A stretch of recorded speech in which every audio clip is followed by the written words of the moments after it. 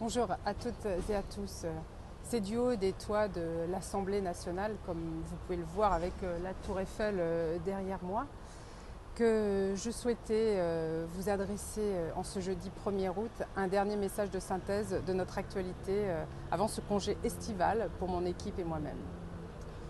Voilà, revenir sur notre actualité car en effet il y a quelques semaines j'ai participé à Madrid au colloque organisé par la Fondation Mujeres sur les violences faites aux femmes et aux enfants dans le cadre familial.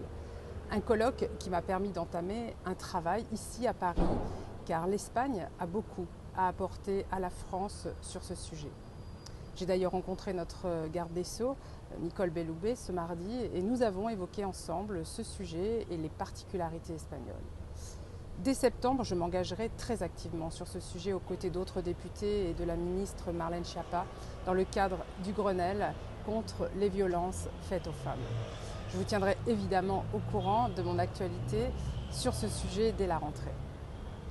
Le mois dernier, j'ai également organisé, dans le cadre de ma présidence au groupe d'amitié France-Portugal, des échanges avec les autorités portugaises sur l'enseignement du français au Portugal et du portugais en France. Dans le cadre de mes missions, j'ai également siégé au conseil d'administration de l'Agence de l'enseignement français à l'étranger, de la mission laïque française et de la FAPE, la Fédération des parents d'élèves. J'ai pu défendre, lors de chacun de ces événements, les recommandations de mon rapport, notamment sur la place des parents d'élèves, la qualité de l'enseignement et l'éducation inclusive, qui fait suite à l'amendement que j'ai déposé et qui a été voté à l'Assemblée et qui entrera en vigueur dès la rentrée prochaine et imposera le respect des principes de l'école inclusive dans les critères d'homologation à l'étranger.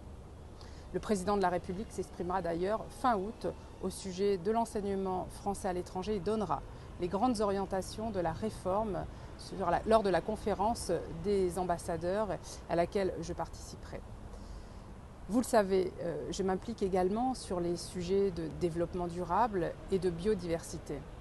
J'ai travaillé au suivi de l'introduction des menus végétariens dans les cantines, faisant suite à l'amendement que j'ai fait voter l'an dernier. C'est également à travers l'organisation d'un colloque qui a réuni sur mon invitation plus de 300 personnes que nous avons là encore sensibilisé un grand nombre de gestionnaires de notre restauration scolaire en France. Rappelons d'ailleurs la portée d'un tel amendement sur notre écologie car baisser notre consommation de viande a des effets immédiats sur notre bilan carbone, notre santé et la lutte contre le gaz à effet de serre. Je suis d'ailleurs dans cette dynamique très fière d'assister en octobre prochain au lancement du lundi vert dans les universités françaises. Concernant la condition animale, autre sujet qui me tient particulièrement à cœur, j'ai poursuivi un travail sur les abandons des animaux et les conditions de transport des animaux d'élevage. Et le groupe d'études dont je suis vice-présidente présentera bientôt plusieurs propositions. Je suis fière également que la mission parlementaire sur le trafic d'animaux et les espèces en danger m'ait été confiée. Elle me permettra pendant près d'un an d'auditionner un grand nombre d'acteurs internationaux et de faire des recommandations pour la protection des espèces. Enfin, depuis plusieurs semaines, je m'implique également sur les sujets de protection des enfants contre toute forme de violence. Je reviendrai vers vous dès la rentrée pour vous expliquer plus en détail ce projet qui sera marqué par le 30e anniversaire de la Convention internationale des droits de l'enfant en novembre. Mais là encore, je peux déjà vous annoncer qu'un colloque sera organisé le 17 octobre à l'Assemblée et qu'il réunira d'éminentes personnalités nationales et internationales expertes des sujets de violence contre les enfants. En attendant, je souhaite à ceux qui seront en vacances en août de moments reposants et ressourçants.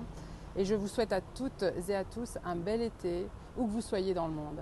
À bientôt, dès le 26 août me concernant, et je vous invite à continuer à suivre dans le cadre de nos réseaux sociaux cette rentrée. À bientôt.